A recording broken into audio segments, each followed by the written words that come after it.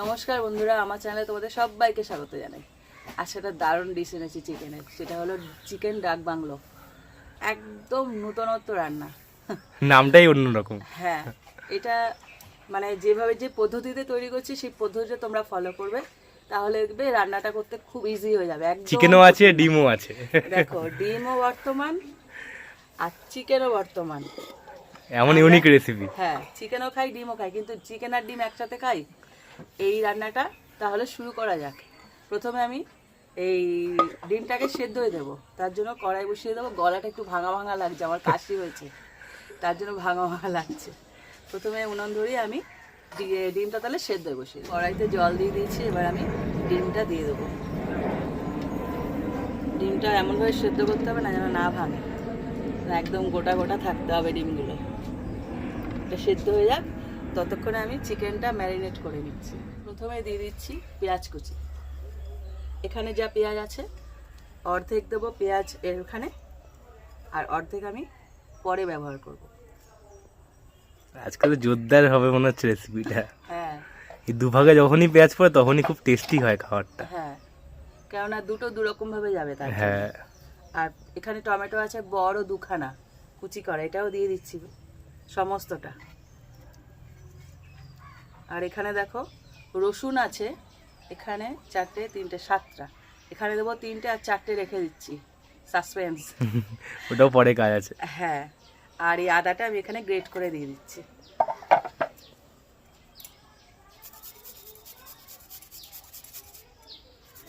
মানে এই রেসিপিটা না, পুরো যে উপকরণগুলো দিচ্ছি এর উপরেই ডিপেন্ড করছে একদম টেস্টটা। একবার খেলে না ভুলতে পারবে না। এটা বিখ্যাত রান্না কিন্তু, চিকেন ডাক বাংলো। খুব সুন্দর রান্না। হ্যাঁ, রেস্টুরেন্টের রান্না তো এটা। হ্যাঁ, ঘরটাকে রেস্টুরেন্ট বানিয়ে ফেলেছে আমার ছেলের বায়না, যা বাবা বলার মতো না। এখানে দিয়ে দিচ্ছি 3 কোয়া রসুন। রসুনগুলো বেশ বড় বড় আছে। হ্যাঁ, অনেক বড় বড় রসুনগুলো দেখলাম। হ্যাঁ, না এই রান্নাটাই না রসুনের একটু আধিক্য বেশি, তো বড় বড় কোয়া রসুন নিয়ে নিয়েছি 7খানা মতো। এখানে 1200 চিকেন আছে। আচ্ছা, এরপর দিয়ে দিচ্ছি লবণ।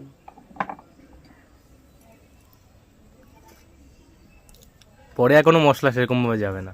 যাবে যাবে, ধীরে আচ্ছা, ধীরে দেখতে থাকো। তোটা সাসপেন্স তো আজকে রান্নাটা। হ্যাঁ, আর দিয়ে দিচ্ছি হলুদ গুঁড়ো। শুধু দেখতে থাকো। এরপর দিয়ে দিচ্ছি লঙ্কার গুঁড়ো। এখানে কোনো কাঁচা লঙ্কা পড়বে না, পুরোটাই লঙ্কার গুঁড়োর উপরে হবে। ঝাল লঙ্কার গুঁড়ো এটা? হ্যাঁ, এটা ঝাল লঙ্কার গুঁড়ো। কালারটা খুব সুন্দর হয়েছে দিয়েছে। এবারে যাবে সর্ষের তেল।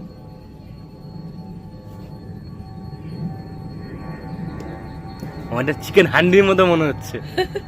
চিকেন হান্ডিও বানাবো, চিন্তা করো না। এরপর দিয়ে দিচ্ছি গরম মশলা। আমি যখনই কথা বলি তখনই প্লেন যাবে। হ্যাঁ, এই গরম মশলাটা আমার ঘরে বানানো, তোমরা এর আগেও প্রত্যেকটা ভিডিওতে মোটামুটি এই গরম মশলাটাকে দেখতে পাবে। আসল সাসপেন্স রয়েছে, দেখো এরা কারা, পরে যাবে। এরা দুজন কিন্তু এখনো পরে নেই, ধনে আর জিরে। দেখতে থাকো। সব দেওয়া হয়ে গেছে, এবার আমি হাত দিয়ে মেখে নেবো, একদম বাংলা হাত দিয়ে মেখে নেবো। এরকম মাসাজ করে করে চিকেন গুলোকে ভালো করে মাখিয়ে নিতে হবে মশলাগুলো দিয়ে। প্রত্যেকটা চিকেনের গায়ে যেন এটা লেগে যায়। আর ডিম আমার এদিকে সেদ্ধ হচ্ছে, কিন্তু ডিম যতক্ষণে ছাড়াবো ততক্ষণে এনারা মোটামুটি মশলা টশলা মেখে রেডি হয়ে যাবে কড়াইতে যাওয়ার জন্য।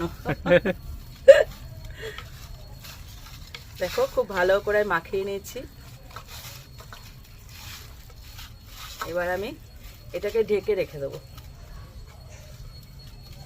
এটা না মানে যার যেরকম হাতের সময় আছে ততক্ষণ ম্যারিনেট করবে। যদি বেশিক্ষণ করে না, তাতে বেশি স্বাদ হবে, তত মশলা মেলে। চিকেনটা মানে সবচেয়ে কম 15 মিনিট রাখতেই হবে, সবচেয়ে কম। এর থেকে বেশি হলে কোনো ক্ষতি নেই। তো এটাকে আমি ঢাকা দিয়ে রেখে দেবো। ডিমটা পুরোপুরি সেদ্ধ হয়ে গেছে, এবার আমি তুলে নিচ্ছি। এটাকে ছাড়িয়ে নেব ভালো করে। তুমি কথা বলছিলে আমার প্লেন গেছে। হ্যাঁ, আমার সাথে প্লেনের একটা সংযোগ আছে, আমি যখনই কথা বলি তখনই ও যায়, মিনিটে মিনিটে যাচ্ছে যেন। এবার আলুটাকে ভেজে নেব।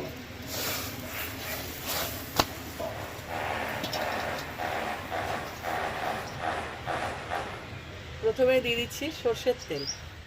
এই রান্নাটা না সর্ষের তেলে করবে, খুব ভালো স্বাদ আসবে তার জন্য।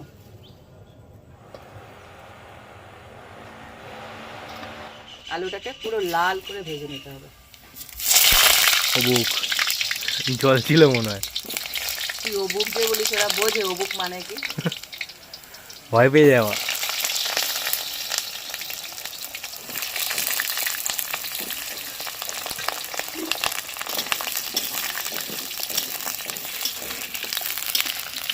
আলুটা যতক্ষণে ভাজা হবে ডিমটা আমার ছাড়ানো হবে। দেখো আলুটা ভাজতে ভাজতে ডিমটা ছাড়িয়ে নিয়েছি সুন্দর করে। আলুটা পুরো লাল হয়ে গেছে, এবার আমি তুলে নিচ্ছি।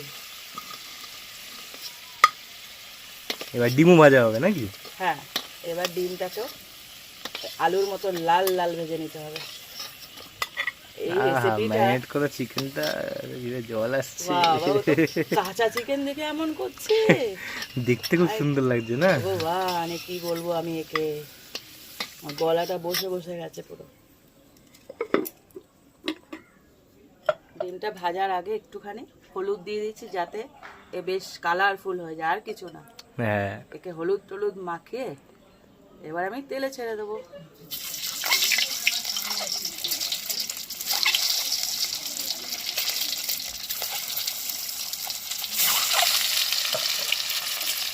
এক্ষুনি ভাজা হয়ে যাবে। দেখো ডিমগুলো কি সুন্দর হয়ে গেছে, লাল লাল। এবার আমি গোল্লা তুলে গোল্লা। নিচ্ছি। আলু ভাজা শেষ, ডিম ভাজা শেষ, এবার রেসিপির দিকে যাওয়া যাক। হ্যাঁ, কি বলো? অবশ্যই।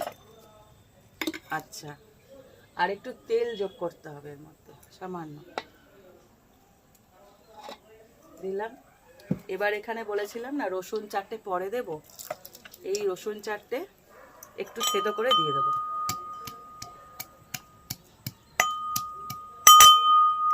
বেশি থেতো হবে না, এরকম একটু একটু থেতো করে দিয়ে দেবো। দেখো লাল হয়ে গেছে, এবার দিয়ে দেবো পেঁয়াজ কুচি।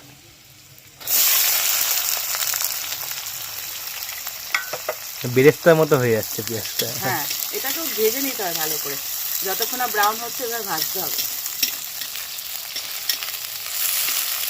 এই রসুন পেঁয়াজের এই ভাজা যে ব্যাপারটা, এটার উপরে তো টেস্টটা নির্ভর করে। হ্যাঁ, এটাকে কম ভাজলে অন্যরকম স্বাদ হবে, বেশি ভাজলে অন্যরকম। হ্যাঁ, পুরো মানে যে কোনো রান্না রসুন পেঁয়াজের, মানে রসুন পেঁয়াজ বলে না, যে কোনো উপকরণ যেরকম কষাবে, যেরকম মাখানো হবে। হ্যাঁ। যেমন এই চিকেনটা যদি এখানে ভেজে করতাম অন্যরকম হতো, হ্যাঁ, আবার ম্যারিনেট করেছি অন্যরকম হবে। স্বাদটা পুরো নির্ভর করে কিভাবে রান্না হচ্ছে তার উপর। এটাকে তাহলে ভেজে নিই। দেখো পেঁয়াজটা পুরোপুরি বাদামি করে ভেজে নিয়েছি পুরো, দেখো। এবার আমি যে চিকেনটা রেখেছিলাম ম্যারিনেট করে ওটা দিয়ে দেবো।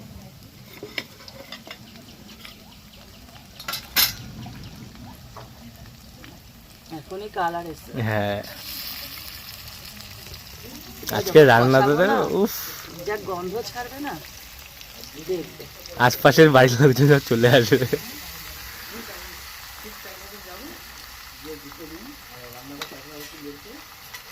এটা ভালো করে কষিয়ে নেবে। দেখো চিকেন থেকে কতটা জল ছেড়েছে। এটা ভালো করে কষিয়ে নিতে হবে। দেখতে বেশ সুন্দর হয়েছে, বেশ হ্যাঁ। ভালো গন্ধও ছেড়েছে আজকে। এখনো তো কিছুই হয়নি, হ্যাঁ, আসল কালার তো পরে ছাড়বে। পেঁয়াজের রস বেরিয়েছে না, এগুলো হ্যাঁ, পেঁয়াজের রস। পেঁয়াজের রস বেরিয়েছে। হবে তো। দোকানের স্টেপে পেঁয়াজ গেছে না। হ্যাঁ, ওই যে কাঁচা পেঁয়াজ দিয়েছিলাম না, কাঁচা পেঁয়াজ থেকে রস বেরোয়। হ্যাঁ, দেখো চিকেনটা কতটা কষানো হয়ে গেছে। এবার একটু এনেদের দিয়ে দিই হ্যাঁ। আলুটা। এবার আলু দিয়েও কষাবো। আসল জিনিস কিন্তু এখনো যায়নি। হ্যাঁ, বলো তো কি? ডিম ডিম ডিম। ডিম ডিম তো শেষে, সেটা না, আসল জিনিসটা এখনো যায়নি। এই যে এরা, একটু পরে এগুলোকে ব্যবস্থা করব। Suspense suspense. তারপরে এরা এখনো আছে, চিনতে পারছে না? তো আস্তে ধীরে রহস্যময় রান্না। দেখো আলু চিকেন সব কষানো চলছে। এবারে যে মশলাটা তোমাদের বারবার দেখাচ্ছি ওটাকে গুঁড়ো করে নেব, তার আগে ভেজে নেব। তো এটা একটু নামিয়ে রাখছি। এবার একটা আলাদা কড়াই বসিয়ে দিলাম, এটার মধ্যে শুকনো খোলায় ভেজে নেব। প্রথমে দিয়ে দিচ্ছি গোটা ধনে, তারপর দিয়ে দিচ্ছি গোটা জিরে, তারপর এর মধ্যে দিয়ে দিচ্ছি দারচিনি আর ছোট এলাচ। এখানে 4 থেকে 5টা আছে। খুব ভালো করে এটাকে হালকা হাতে নেড়ে নেব। যেই ভাজা হবে না, এটা সুন্দর ফ্লেভার বেরোবে এই চিকেনে। এই ভাজা জিরের যে মানে ভাজার যে মশলার যে ফ্লেভারটা, মেন যে টেস্টটা, এখানেই রহস্যটা লুকিয়ে আছে। প্রথম থেকে কিন্তু বলছি, এটা কিন্তু প্রথমে দেবে না, তাহলে কি হবে, এই যে গন্ধটা থাকবে না। এটা একদম শেষে অ্যাড করতে হবে, তাহলে কি হবে, গন্ধটা পুরোপুরি পাওয়া যাবে। রহস্যময় রান্না। কিছুই না, সেটা না, মানে কখন কোনটা কোন সময় দিতে হবে, এইটা হলো আসল জিনিস, আর কিছুই না। দেখো হালকা ভাজা হয়ে গেছে, এবার আমি নামিয়ে নেব। আর এখানে যে হামানদিস্তাটা আছে ওর মধ্যে গুঁড়ো করে নেব।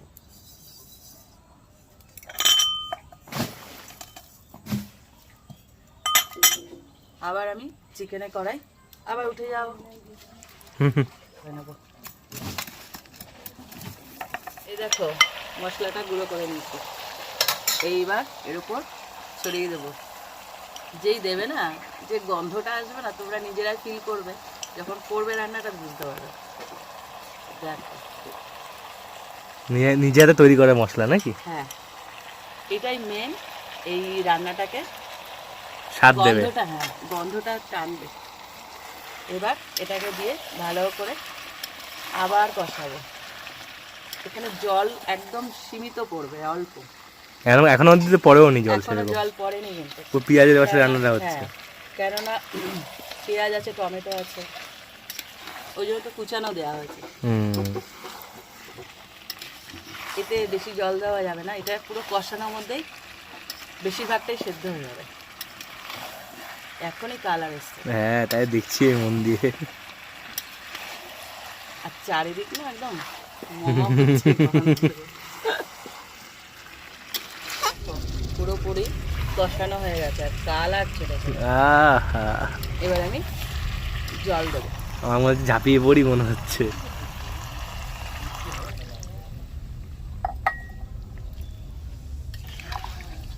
আর একটু জল লাগবে, কেননা এটা পুরো ফুটবে তো,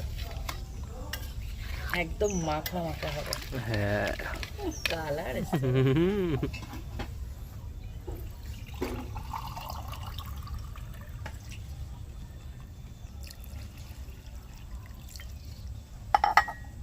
ব্যাস, ডিম মহারাজারা ওখানে বসে আছে। হ্যাঁ, পরে আসবে নাকি? বসে পড়বে আস্তে করে।